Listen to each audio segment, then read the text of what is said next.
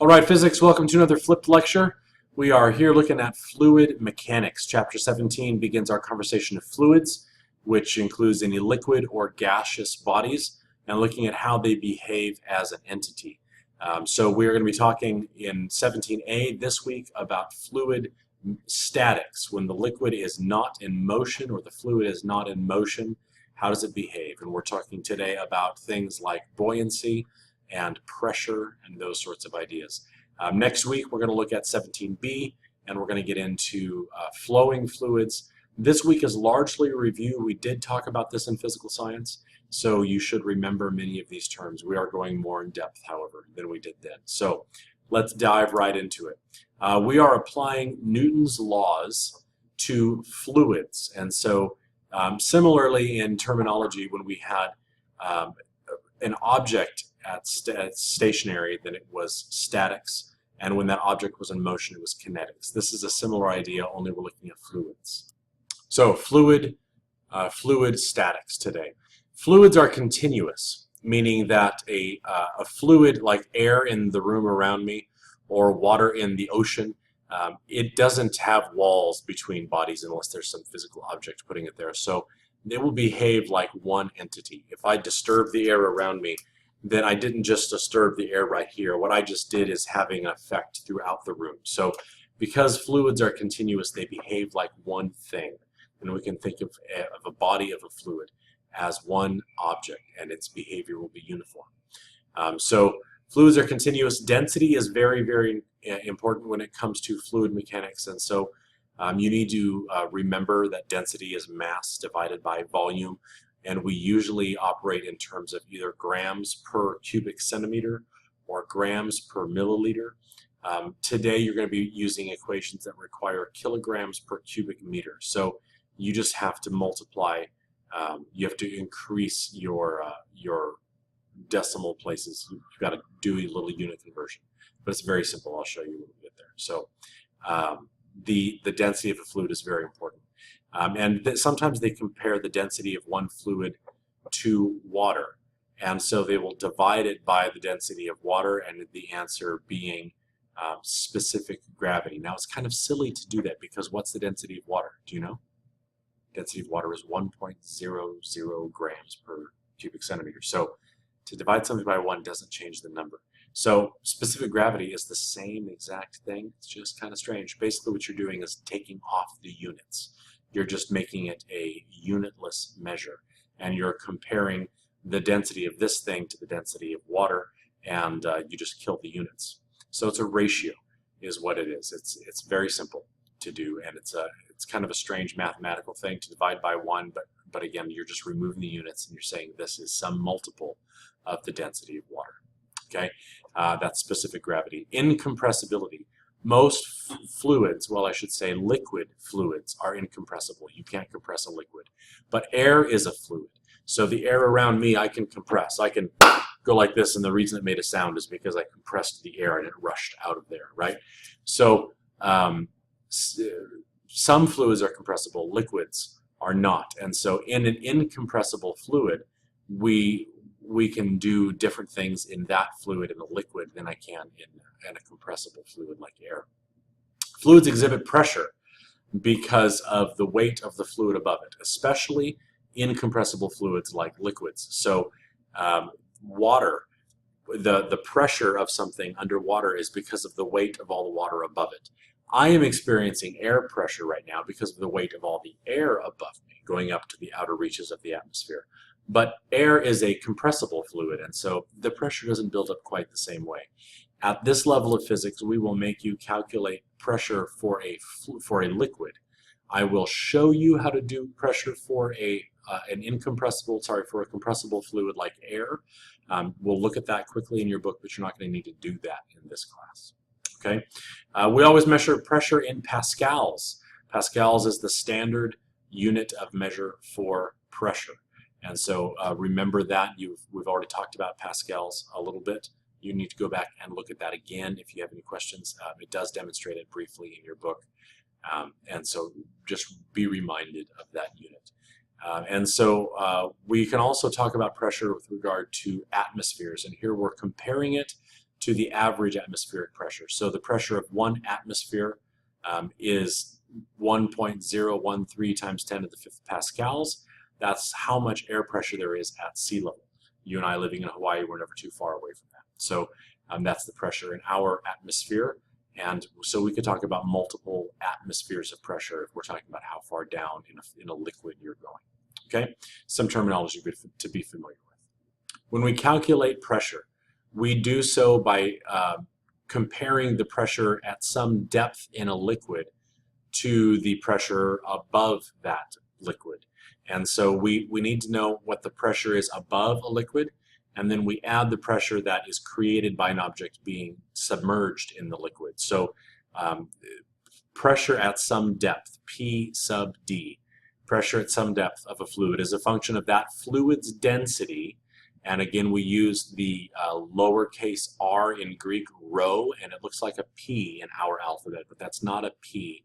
That's the sound in Greek. So the pressure at some depth is a function of the fluid's density and the gravitational force, so the force of gravity, and the depth of at which you've submerged the object. That will give you the additional pressure on the object at that depth, but then you have to add the pressure that was above the fluid to get the total pressure on the object. And I'll show you an example of this in a moment. So that's the P ref. The reference pressure is the pressure above the fluid. So we're going to say that P sub D is the reference pressure plus the density of the object times its gravitational acceleration, and that's always the same, times its depth in the fluid. So we're going to be using this formula a lot. And I think I might have just spoken. The rho there is not the density of the object that's submerged, it's the density of the fluid in which it's submerged. So it's the density of water or the density of oil or the density of whatever you're putting this thing in. Okay, so don't worry about calculating the pressure of compressible fluids. That's briefly covered in 17.5. I'll show you that in class, but I'm not going to make you do that for this level of physics. Okay, moving on. Here's an example of a pressure question. So if a diver descends to 10.0 meters below the surface of the ocean, I want to know what is the total pressure on him at that depth. So we're looking at the total pressure, not just the pressure because of the water, but the pressure because of the water and the pressure above the fluid, right? That's the P ref. So you need to know a couple things. You need to know the pressure of the atmosphere at sea level. Okay, so that's the P ref there, is the 1.013 times 10 to the 5th pascals. And you need to know the density of seawater to use for rho. So that's 1.03 times 10 to the 3rd kilograms per cubic meter. And it's just kind of a coincidence that that this number kind of looks a lot like this number. They don't have to be related.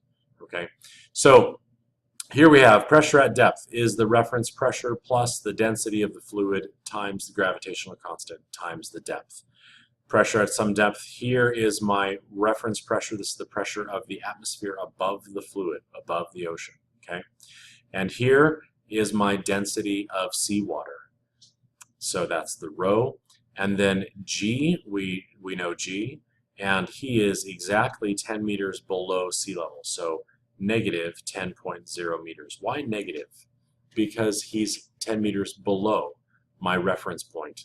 So the displacement is downward from the surface of the ocean. So this is negative. Notice also that my gravitational acceleration is in the same direction. It's also negative. It's also pointing down. So the negative times the negatives cancel out, and I wind up with a positive number. You can't really have a negative pressure.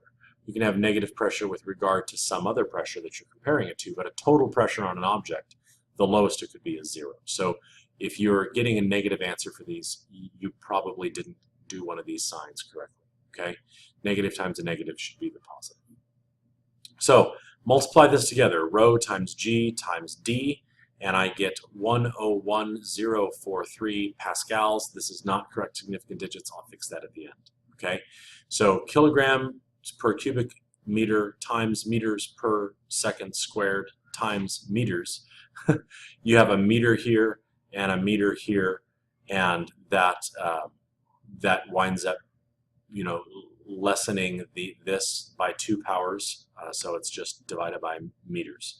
And then you have seconds squared and kilograms, and you put all these units together and combine it all and shake it up in a can, and you wind up with pascals. It's beautiful. So now we have 1.013 times 10 to the 5th pascals plus 101043 pascals. And if you add these two together, you wind up with 202343 pascals. Not the right number of significant digits, though. Let's look up here. I have 4 sig figs, I have 3 sig figs, I have 3 sig figs. So I should have 3 sig figs in my answer. 2.02 times 10 to the 5th pascals total pressure. So that's the pressure of the water on the diver plus the pressure of the atmosphere above the fluid. And that together is what the diver is experiencing at exactly 10 meters below the ocean surface. Okay? Notice that this is very close to the pressure of 1 atmosphere, 1.01 times 2. So roughly speaking, pressure goes up under the ocean water at a rate of 1 atmosphere per 10 meters. So that's just demonstrating that. This is 1 atmosphere. This is about 2 atmospheres. Okay, moving on. Okay, so now Pascal's principle.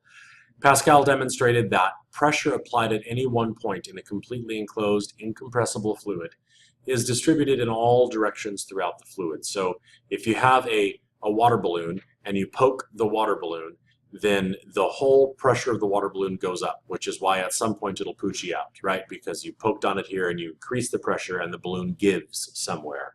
But if you have a rigid container and you increase the pressure, you're just increasing the pressure, and the pressure will be uniform throughout that entire fluid. So you don't get to have an area of higher pressure in a fluid than another area of that same fluid, which is why when I go like this and I'm disturbing the air, I like to do that in this lecture, the air is disturbed throughout, and if I increase the pressure in one point of the room, it's going to increase the pressure everywhere and seek some ability to balance that.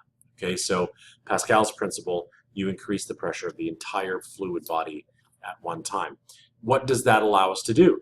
That allows us to use hydraulic machines. So hydraulic machines take advantage of that principle, and if we can isolate a part of a body of a fluid and increase the pressure there, we have increased the pressure everywhere, and we can take a small piston and make it move a long distance and increase the pressure on a small part of the body of this fluid.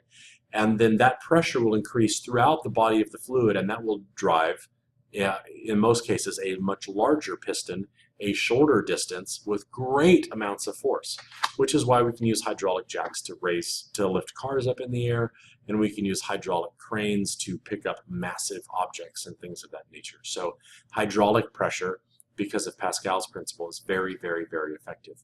Small pistons travel long distances with a little force to make large pistons travel short distances at a great force.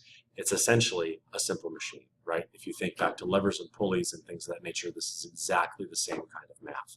It just has to do with pressure, being applied to something not lever arm length, but it's the same concept. We're multiplying the amount of force to get the same amount of work done over a longer distance. Here's some examples of a hydraulic system at work. This is just a simple diagram where you push down with a certain amount of force on a small piston, and you're going to move a certain amount of volume of water and increase the pressure. And as you do, that water moves into a larger piston.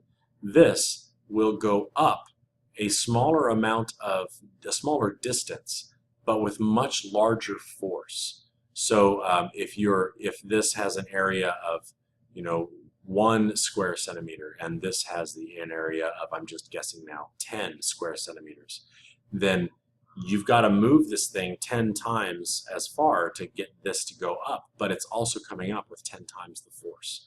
So you've got a multiplication of the force here, and you get to do work with less force. Again, it's just like a simple machine. Here's a typical oil-driven hydraulic jack, and you probably have one of these in your garage. And so the way this works is there's reservoirs of oil and 2 one-way valves. And when this lever is pushed down, it compresses the fluid body here. This valve does not let the oil run back into the reservoir. So you're increasing the pressure here.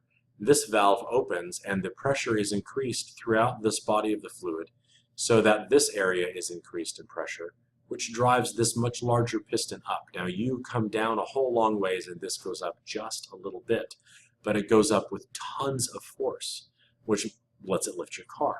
And then you draw the handle back up, this one-way valve closes, so the pressure in here doesn't change. This one-way valve opens and more oil is drawn into the system for you to then compress down again and push the piston back up. And then when you twist the handle or do something to allow the system to bleed, what you're doing is reversing these one-way valves and all the oil runs back through here into the reservoir and the car comes down. Okay, so it's a pretty cool device and it relies on Pascal's principle to get that done. Buoyancy now. Buoyancy is the fact that things float, and that's the simple non-scientific way to describe it. And the reason things float is because they're pushed upward, they're buoyed up, they're pushed upward by a force equal to the weight of the medium that they displace, the weight of the fluid that they displace. So right now, sitting here, I weigh 200 pounds, and my 200 pounds are going downward. But in fact, I am slightly lighter than 200 pounds on the scale because I displace some air, and that air has some mass. And so I am being lifted up a little bit by the atmosphere around me. Now that becomes much more obvious when I jump into water, because water weighs a lot more than air. So my buoyant force right now is negligible. It's tiny. But my buoyant force in water is quite significant. And so the water having a much greater density, a much larger mass per unit volume, it lifts me up with a force equal to the weight of the water that I displace. If I swim in a freshwater pool, I'm buoyed up with more force than I am in the atmosphere. But if I swim in a saltwater environment like the ocean, or even more so like in the Dead Sea, then I'm buoyed up with a much greater force, because there the salt water has an even higher density and weighs more per unit volume. And so when I displace that same amount of volume, I am buoyed up by a force equal to that volume's mass. So there's more force in salt water than in fresh water.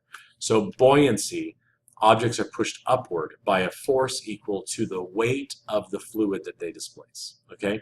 And that means that less dense objects float in more dense objects. So if you were to take a water balloon filled of distilled water and put it in the ocean, it will float. It is slightly less dense than the ocean water, and a balloon with distilled water in it will float in the ocean. Then you take a balloon and you fill it up with salt water from the ocean, tie it off, go to somebody's pool, toss it in the pool, and it'll sink, because seawater, more dense than fresh water, a balloon full of seawater would sink. That'd be kind of a cool demonstration to do someday, and just demonstrating buoyancy. Okay.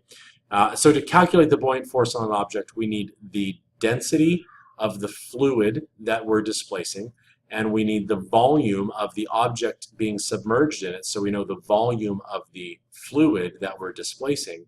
And then we need the force of gravity again, but only as an absolute value. We just need the scalar magnitude of the force of gravity. We don't care about which direction it's going for this particular example. So F of B, force of buoyancy, the buoyant force, is rho, density of the fluid I'm displacing, times the absolute value of the acceleration of gravity, times the volume of the object, so the volume of the fluid that I'm displacing. That will give me, in newtons, the buoyant force. Let me show you an example.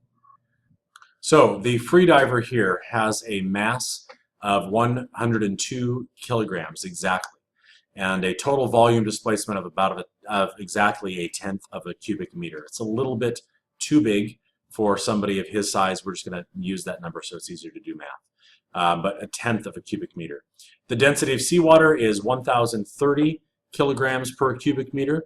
And so this diver wears a weight belt to counteract the buoyant force on him, and I want to know how much mass, how many kilograms does he need to wear to overcome his buoyant force. So I've got to do three things. I need to calculate his buoyant force, I need to calculate the force of his weight, and I need to see how much weight he needs to add to be neutral.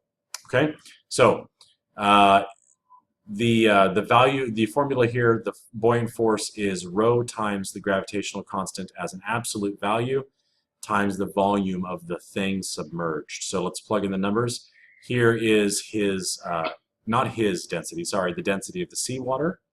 Here is his volume, gravitational acceleration as an absolute value. Multiply them together, 1010.43 newtons of upward force. Notice it's positive, it's going up, it's an upward force. Buoyancy is always a positive number. Buoyancy always goes up, okay? The buoyant force. Now, that doesn't mean everything floats, but buoyant forces always go up. It may be that its weight is greater, in which case it would sink. But buoyant forces always point upward, which is why there's an absolute value for G. Okay? So next I need to calculate the force of his weight. So the force of his weight is his mass times the gravitational acceleration. So the force of his weight is his mass times the gravitational acceleration. We leave this negative because gravity goes down, right? And now we're looking at weight. Weight goes down. So 102 times the acceleration of gravity gives us his force of weight of negative 1000.62 newtons going down. All right, well, that makes good sense. So now let's look at what that means for him. Does he float or does he sink? So the net forces on him, the total forces are the buoyant force plus the force of his weight. Plug in the numbers that I just got, his buoyant force and the force of his weight. Notice the difference in sign because one is going up and one is going down. If you add these two together, I wind up with 9.81 newtons going upward. That's just freaky bizarre. It's not usually the acceleration of gravity exactly, but in this particular example, it was. So 9.81 newtons is the total upward force on him.